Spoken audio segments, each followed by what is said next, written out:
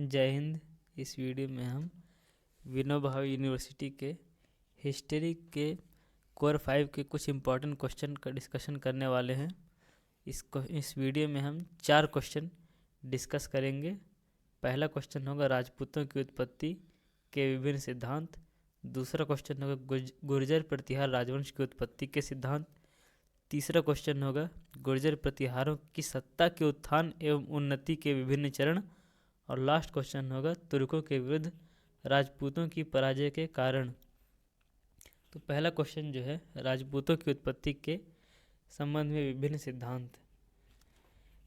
परिचय में आप लिख दीजिएगा 7वीं सदी से 12वीं सदी तक राजपूतों का काल माना जाता है। राजपूतों की उत्पत्ति के संबंध में विद्वानों में मतभेद है।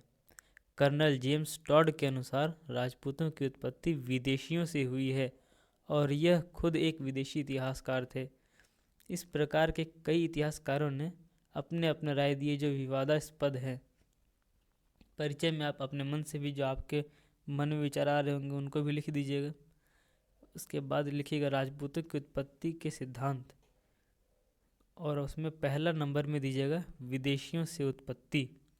जेम्स टॉड एवं स्मिथ के अनुसार राजपूत विदेशी आक्रमणकारियों की संतान हैं जो कालांतर में भारत में बस गए थे। इनका मानना है कि इन लोगों को हिंदू धर्म की दीक्षा दे दी गई और क्योंकि ये लड़ाकू थे इसलिए इन्हें वर्ण व्यवस्था में क्षत्रिय का स्थान मिल गया। दूसरा नंबर पॉइंट है प्राचीन क्षत्रियों के वंशज। गौरीशंकर हीराचंद ओझा के अनुसार राजपूत प्राचीन क्षत्रियों के वंशज थे।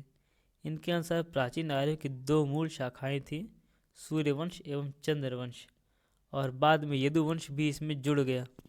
राष्ट्रकूट अपने आप को कृष्ण का वंशज बताते थे जबकि प्रतिहार अपनी उत्पत्ति लक्ष्मण के वंशज के रूप में करते थे। तीसरा नंबर सिद्धांत दीजिएगा अग्निकुंड से उत्पत्ति। पृथ्वीराज तृतीय के दरबारी कवि चंद्रवरदाय की पुस्तक पृथ्वीराज रासो के अनुसार जब धरती क्षत्रिय विहीन हो गई थी तो वशिष्ठ मुनि अन्य मुनियों के साथ माउंट आबू पर्वत पर यज्ञ कर रहे थे जिसमें से 4 राजपूत वंशों की उत्पत्ति हुई, प्रतिहार, परमार, चौहान, चालुक्य, जिसे सोलंकी भी कहा जाता है। इस पुस्तक के अनुसार राजपूत कुल के 36 गोत्र थे। सीबी वेद नाम के इतिहासकार ने इस सिद्धांत का खंडन किया है। हालांकि यह सिद्धांत तर्क संगत भी नहीं है। संभव है कि इस यज्ञ के जरिए विदेशी आक्रमणकारियों को हिंदू धर्म की दीक्षा दे दी गई हो और उन्हें हिंदू धर्म में अपना लिया गया हो। अगला सिद्धांत है ब्राह्मणों से उत्पत्ति। डॉक्टर दशरथ शर्मा के अनुसार हर्षवर्धन की मृत्यु के पश्चात मुस्लिम आक्रमणों से तंग आकर पश्चिमी भारत के ब्राह्मणों ने शस्त्र उठा लिया और युद्ध किया, जो समय अंतराल में राजसत्ता में आ गए। इन्होंने अभिलेखों एवं सिक्कों के आधार पर चौहान, पल्लव, कदम, प्रतिहार, परमार, गोहिल आदि को ब्राह्मणों के वंशज सिद्ध करने का प्रयास किया है। अगला सिद्धांत है आदिवासी जातियों की संतान।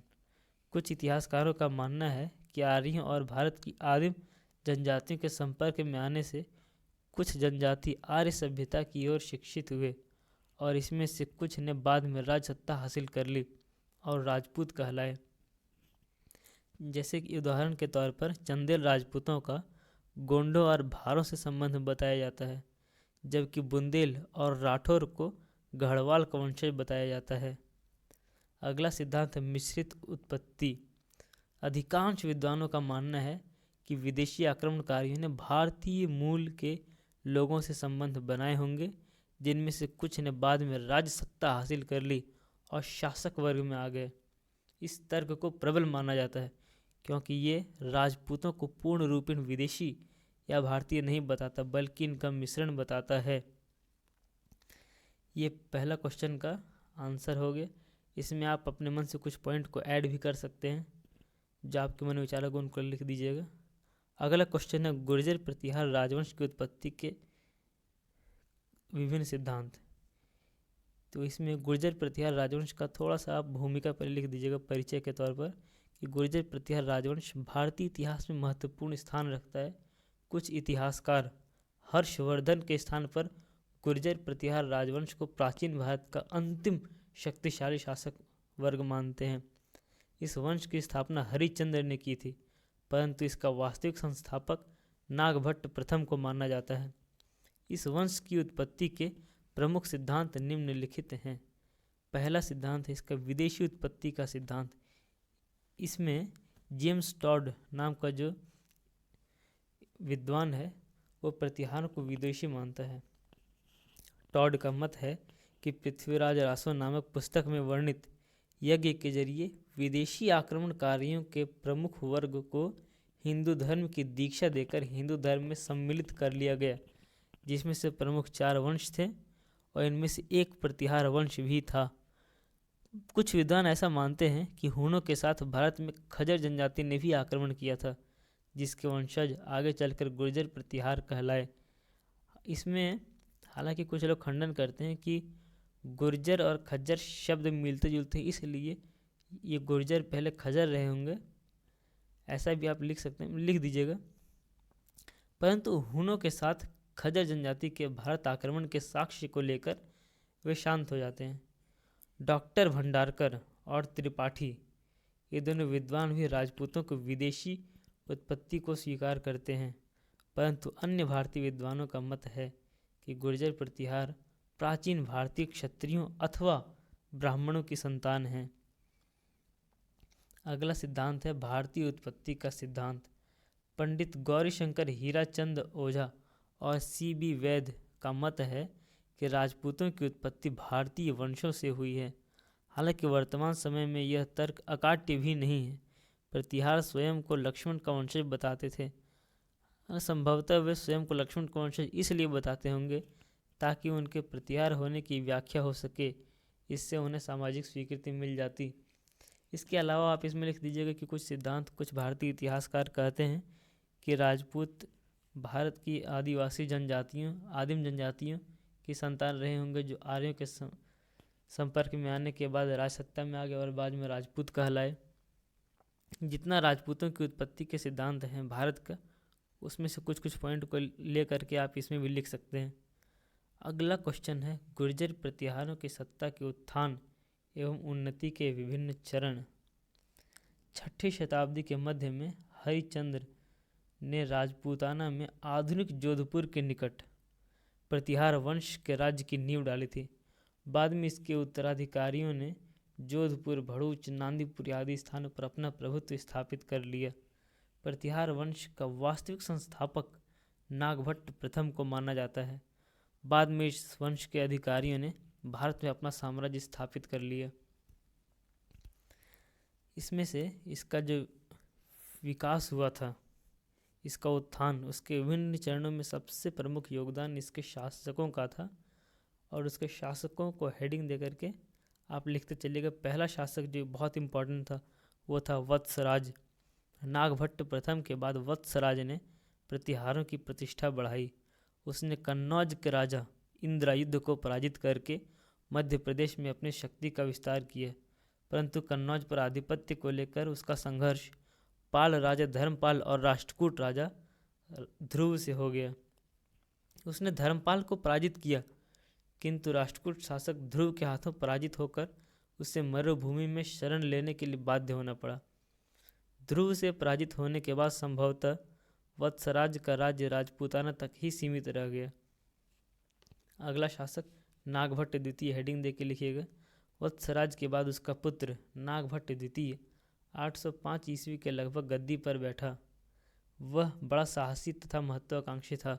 उसने राष्ट्रकूटों से पिता के पराजय का बदला लेना चाहा, किंतु दुर्भाग्य से वह गोविंद तृतीय के हाथों बुरी तरह पराजित हुआ। उसके बाद उसने कन्नौज के राजा चक्रायुध पर आक्रमण कर दिया और उसे पराजित करके उसका राज्य स्वायत्त कर लिया। अब उसने कन्नौज को अपनी राजधानी बना लिया। इसके बाद उसका संघर्ष बंगाल के राजा धर्मपाल से हुआ। मुंगेर के निकट धर्मपाल बुरी तरह पराजित हुआ। इससे नागभट्ट की प्रतिष्ठा इतनी अधिक बढ़ी कि आंध्र, विदर्भ तथा कलिंग के राजाओं ने उससे मैत्री की प्रार्थना की। राजपूताना, काठियावाड़ और ग्वालियर तक उसने अपने राज्य का विस्तार किया। अगला शासक है मिहिर भोज। मिहिर भोज बहुत ही महत्वाकांक्षी शासक था। उसने अपने साम्राज्य विस्तार के क्रम में बंगाल के शासक देवपाल पर आक्रमण किया, किंतु उसे हार खानी पड़ी। दक्षिण में उसने राजपूताना और नर्मदा तक अपनी सत्ता स्थापित कर ली थी। 867 ईस्वी के लगभग उसकी टक्कर राष्ट्रकूटों से हुई, जिसमें मिहिर भोज परास्त हुआ। इसके बाद मिहिर भोज ने समय का इंतजार किया और जब बंगाल के शासक कमज़ोर होने लगे तो वहाँ पर भी अपना अधिकार जमा लिया। उसके बाद राष्ट्रकूट शासक पर उसने हमला कर दिया। अमोघ वर्ष की शांति प्रिय नीति ने उसे दक्षिण भारत पर अधिकार करने के लिए प्रेरित किया। इसके बाद उसने दक्षिण भारत के राष्ट्रकूट शासक पर हमला कर दिया और विजय हासिल की।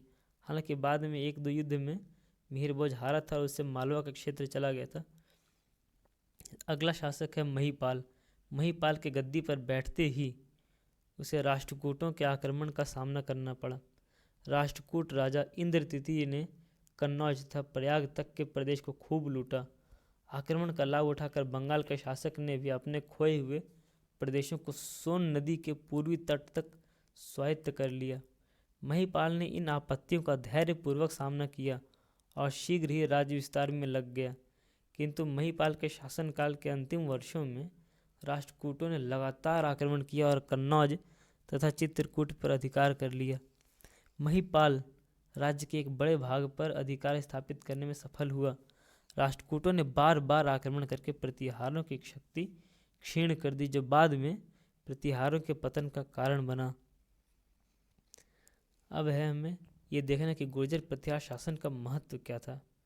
डॉक्टर मजूमदार जो एक प्रसिद्ध इतिहासकार हैं, उन्होंने भारतीय इतिहास में गुर्जर प्रतिहार शासन के महत्व का उल्लेख करते हुए कहा है कि उत्तर भारत के इतिहास में अंतिम साम्राज्य निर्माता का श्रेय जो सम्राट हर्ष को दिया जाता है, वह वास्तव में गुर्जर प्रतिहार वंश के शासकों को दिया जाना चाहिए, क्योंकि उन्होंने प्राय वर्षों तक संपूर्ण उत्तर भारत को एक राजनीतिक एवं प्रशासकीय सूत्र में बांधे रखा।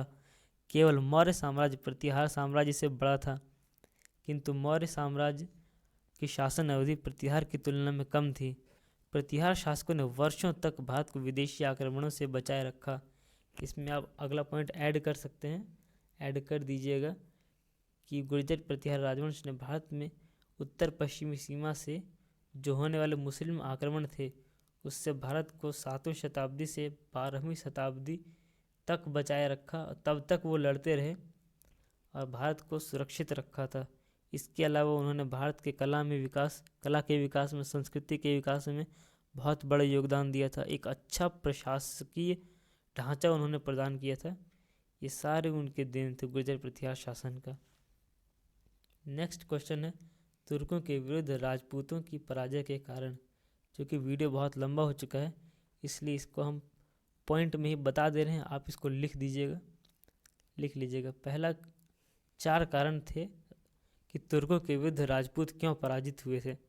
पहला है राजनीतिक कारण, दूसरा आर्थिक कारण, तीसरा सामाजिक कारण और चौथा है सैनिक दुर्बलता। राजनीतिक कारण ये था कि बार बार जब राष्ट्रकूट शासक आक्रमण करने लगे थे उत्तर भारत के राजपूत शासकों पर, तो वो साम्राज्य टूट गया। गुर्जर प्रतिहार राजवंश जो एक समय बहुत बड़ा साम्राज्य बन चुका था, वो भी तितर बितर हो गया था और बहुत सारे क्षेत्रीय राजा बन गए थे।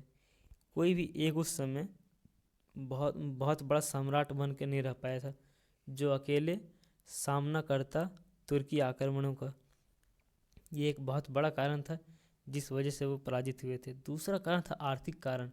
जब साम्राज्य टूट जाता है, छोटे छोटे भागों में बिखरता है, तो उनके पास इतना धन नहीं होता कि वो अपने शासन को बनाए रखे और आक्रमणकारी विदेशी युद्ध में खुद को लगा के और जीत सके। एक बहुत इम्पॉर्टेंट कारण था सामाजिक कारण। उन्होंने एक ऐसा समाज उस समय तक डेवलप हो चुका था जो मार्शियल और नॉन मार्शियल कैटेगरी की जातियों में विभक्त हो चुका था। उस समय तक ये आ गया था कि इनका काम लड़ना है, इनका काम नहीं लड़ना है। इसका एक नुकसान ये हुआ कि जिनके पास पोटेंशियल था लड़ने का, उन्हें मौका नहीं मिला, ना उन्हें कोई प्रेरणा मिला, जिस वजह से लड़ने का काम बहुत कम लोगों के पास रह गया था। और सैनिक दुर्बलता, इसमें सामाजिक कारण भी आता है और इसमें आर्थिक कारण भी दोनों आ जाता है। ये हम बहुत शॉर्ट में बता दें, इसको आप एक्सटेंड करके बहुत ज़्यादा एक्सप्लेन कर सकते हैं। और best of the luck for the exam. Thank you. जय हिंद।